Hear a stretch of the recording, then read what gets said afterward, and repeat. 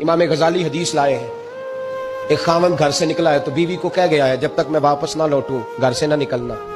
2 گلیاں چھوڑ کے والد رہتے ہیں، 2 گلیاں چھوڑ کے خاوند جہاد پہ چلا گیا، کسی سفر پہ چلے گئے، کہہ گئے میری اجازت کے بغیر گھر سے نہ نکلنا۔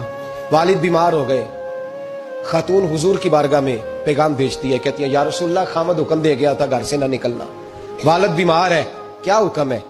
نبی پاک نے فرمایا چاہے تو جا سکتی ہے پر خاوند کی اطاعت کرے گی تو اس کے لیے زیادہ بہتر ہو جائے گا۔ 2-4 دن کے بعد پھر پیغام بھیجتی ہے، کہتی ہے محبوبہ باپ شدید بیمار ہے، حکم کیا ہے؟ نبی پاک علیہ السلام نے فرمایا چاہے تو جا سکتی ہے، کیونکہ حضور شارع ہے نا، مختار ہے شرعی معاملات میں، کسی کو چاہے تو کسی چیز کی بھی اجازت عطا فرما سکتے ہیں۔ فرمایا میں اجازت دیتا ہوں جا سکتی ہے پر خاوند کی اطاعت میں رہے گی تو اس کے لیے بہتر۔ حد ہو گئی بھائیو، حد ہو گئی۔ عرض کرتی ہے حضور باپ انتقال کر گیا ہے، باپ انتقال کر گیا، بیٹی ہوں کیا کروں، رہ نہیں سکتی۔ حضور نے فرمایا میں اجازت دیتا ہوں چلی جائے پر خاوند کی فرما برداری کرے گی تو بہتر ہو جائے گا۔